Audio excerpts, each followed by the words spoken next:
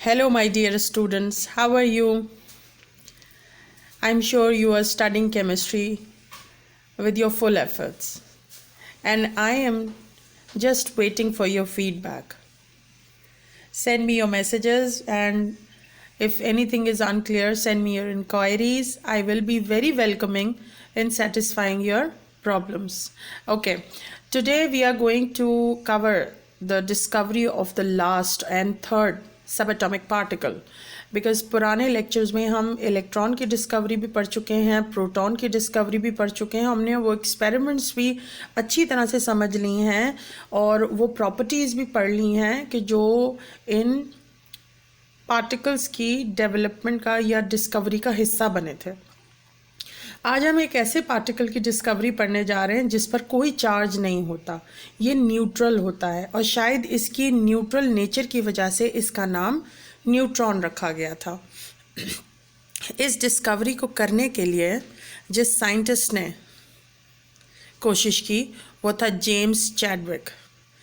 James Chadwick, जिसकी picture भी screen पर शो हो रही है, जेम्स चैडविक ने 1932 में ये एक्सपेरिमेंट परफॉर्म किया था। यानी 1932 से पहले एक सदी तक किसी को ये मालूम नहीं था कि एटम के अंदर नेगेटिवली चार्ज इलेक्ट्रॉन और पॉजिटिवली चार्ज प्रोटॉन के अलावा एक ऐसा पार्टिकल भी मौजूद है जो कि उसका मास बना रहा है, जो कि हैवी है और वो इलेक्ट्रिकली न्यूट्रल है, यानी न्यूट्रल पार्टिकल है। सो ये कैसे हुआ, अभी हम ये एक्सपेरिमेंट भी डिटेल में पढ़ेंगे।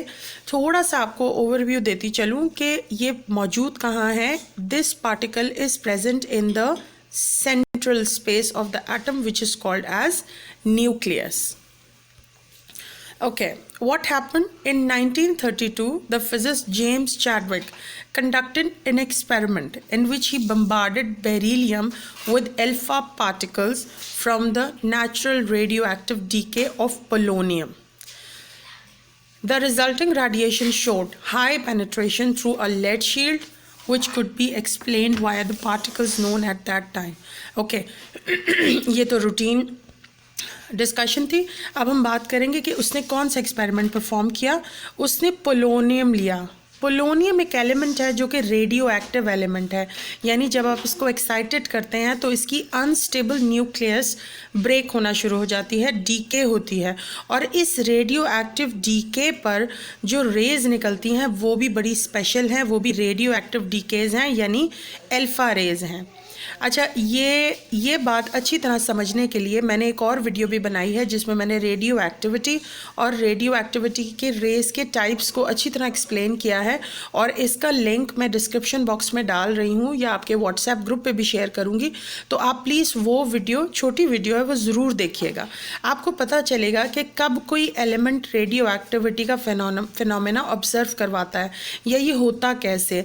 तो उसने पोलोनियम को एक्साइटेड किया और उसमें से रेडियो एक्टिव रेज निकाली जो कि अल्फा रेज थी।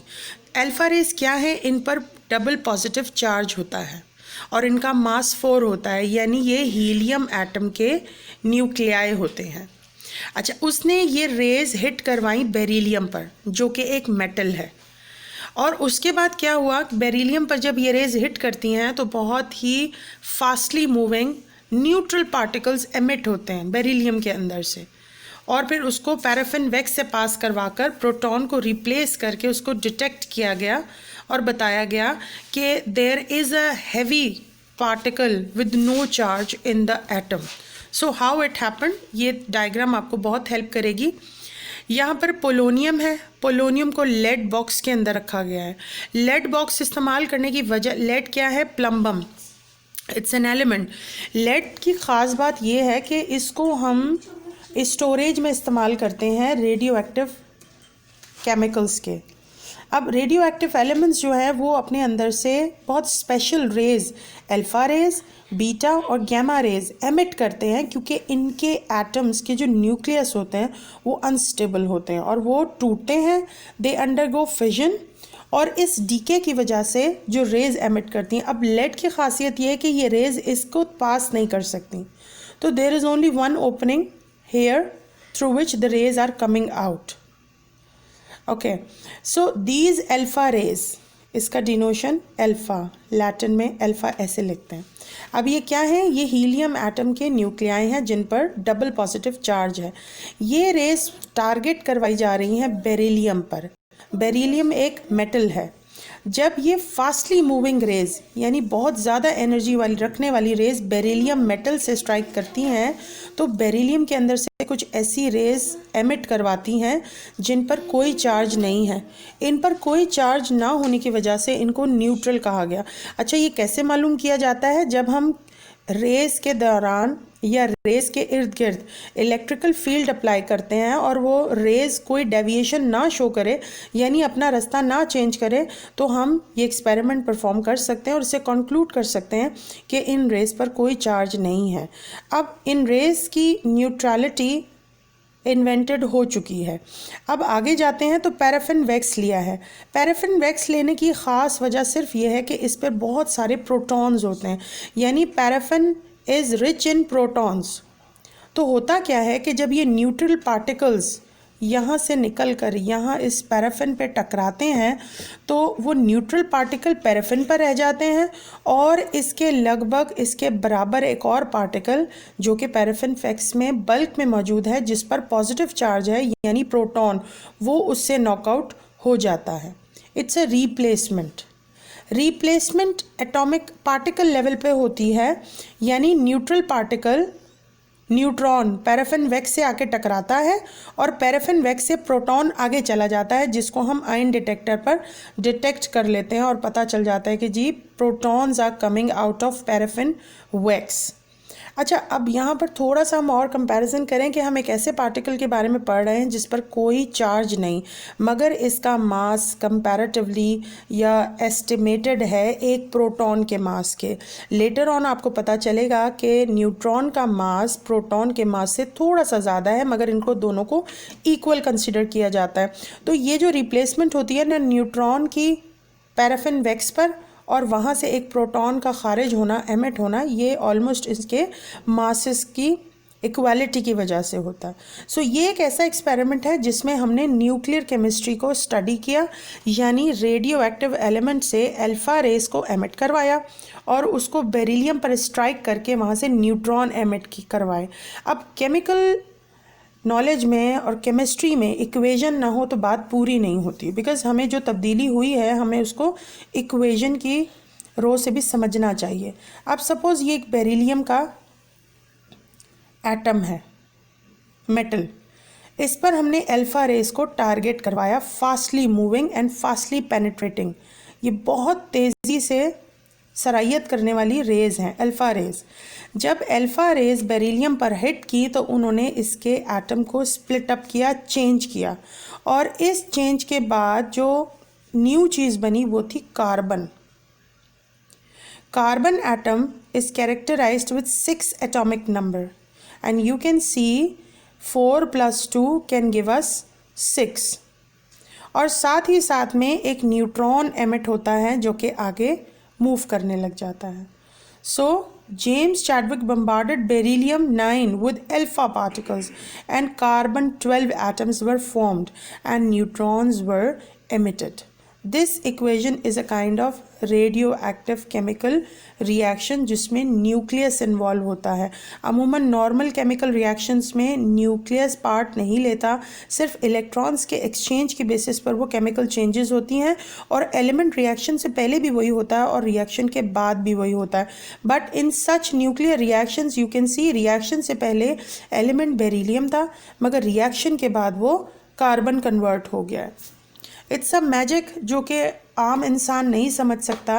आपको मैं याद दिलाती चलूँ कि मुस्लिम साइंटिस्ट का एक ग्रुप था जो बहुत पहले दौर में काम करता था, उसको अल्कीमिया या अल्केमी कहते थे। इन लोगों की इंटेंशंस ये थी कि हम चीप मेटल्स को यानी कॉपर को, आयरन को ऐसी मेटल्स में कन्वर्ट करते हैं जो कि बहुत प्रेशियस हों, जैसे कि गोल्ड है, प्लैटिनम है। ऐसा करने के लिए उन्होंने बहुत सारे एक्सपेरिमेंट्स किए मगर जो एलिमेंट थी वो तमाम केमिकल रिएक्शंस के बाद, एक्सपेरिमेंट्स के बाद वही एलिमेंट रही। बट लेटर ऑन आप देख लें कि in the beginning of 19th century such methods are involve जिसमें एलिमेंटल कन्वर्जन हो रही है, और ऐसा सिर्फ उस सूरत में होता है जब एटम का न्यूक्लियस रिएक्शन में पार्ट ले। अच्छा, यहाँ पर एक और पिक्चर बड़ी ज़बरदस्त मुझे मिली, and this is how it is happening. सारा का सारा जो गेम है ना वो न्यूक्लियस का है, यानी आपके न्यूक्लियस में कुछ पार्टिकल्स डीके का शिकार होते हैं, यानी टूटते हैं, और रेडियो एक्टिव एटम का न्यूक्लियस स्प्लिट अप करता है, डीके करता है, और उसमें से रेज एमिट होती हैं जो कि रेडियो एक्टिविटी की वजह बनती हैं। Means sometimes alpha rays are coming out, sometimes negatively charged electrons यानी beta rays are coming out, and sometimes only energy comes out which is called as gamma rays, and gamma rays are fastly moving penetrating electromagnetic radiations. Okay, next thing, what are the properties of neutrons? Neutrons are very first, its essential property is free neutron decays into a proton with an emission of an electron, यानी अगर आप एक neutron को तोड़ेंगे तो उसमें से एक प्रोटॉन निकलेगा और एक इलेक्ट्रॉन निकलेगा, यानी कंपैरेटिवली मास जो है वो न्यूट्रॉन का सबसे ज़्यादा है। दूसरा, ये न्यूट्रल है और ये heaviest particle of the atom है, जो मैंने अभी प्रॉपर्टी नंबर 1 में भी डिस्कस किया।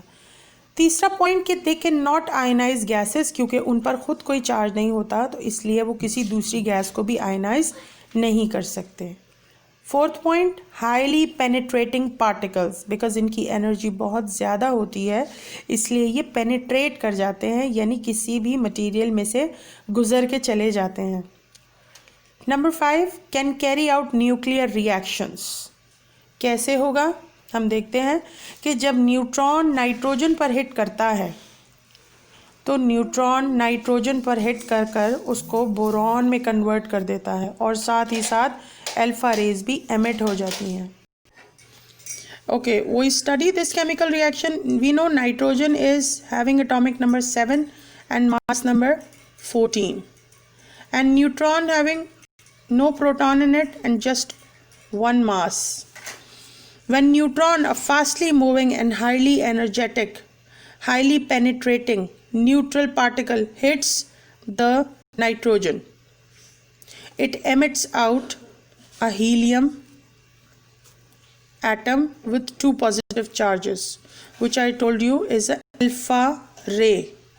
तो नाइट्रोजन जब हिट होता है न्यूट्रॉन से तो वो उसके अंदर से एक अल्फा रे को एमिट करवाता है, और साथ ही साथ न्यूक्लियस टूटकर सिर्फ बोरॉन बन जाता है, यानी having atomic number 5 and mass number decreases to 11.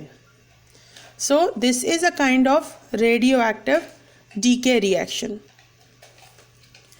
Property number 7 is when slow moving neutrons hit the copper metal, gamma radiations are emitted, and this radioactive copper is converted into zinc by emitting an electron. So I can write another equation for you. When copper is a metal with proton number 29 and its mass is 66. When it is hit by a neutron, no charge, with mass number 1, then it converts into radioactive copper with same atomic number, but mass decreases, or the mass remains the same, and 1 radiation is emitted. These radiations are gamma, means no charge is there. So this radioactive copper further converts into zinc, yes, with atomic number 30 and mass number 66, with an emission of 1 more beta ray. Beta rays are electrons, that's why they carry negative sign on it. So this is how neutron, neutral particle है, heavy particle है, fastly penetrating है। ये जब भी किसी stable atom से hit करता है तो ये उसको भी स्प्लिट अप कर देता है, यानी अपनी एनर्जी की वजह से ये स्टेबल एटम के न्यूक्लियर को भी डिस्टर्ब करता है और इस न्यूक्लियर रिएक्शन के रिजल्ट में या अल्फ़ा या बीटा या गामा रेस को एमिट करवाता है। बात मुश्किल है मगर बात है बहुत ही इम्पॉर्टेंट, इसको समझना बहुत ज़रूरी है। जो एग्जांपल्स मैंने आपको इस लेक्चर में दिए हैं आप उनको अच्छी तरह से समझें, इन इक्वेशंस को समझें, इनको लर्न करें और साथ ही साथ में एक और वीडियो जो आपको आ रही है that is on radio activity, उसको भी एक बार ज़रूर गौर से सुनें और उसको समझें।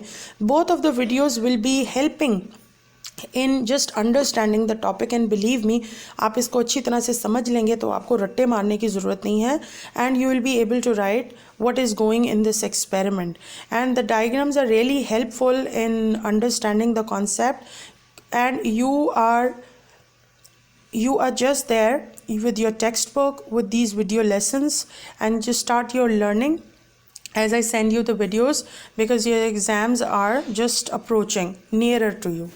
Okay, I'm leaving you here. If you have not subscribed the channel, please subscribe it and pass on your comments on it so that I get your feedback. Whenever I teach you in the class, you are in front of me, but this time I'm not happy because I can't see you. I'm just sending my work to you, but you are not sending me your work. You are not sending me your feedback. So I am always welcoming to listen your small questions and problems so that I will make them clear. Okay, students, take care. God bless you. And next time I will come with another video. Thank you.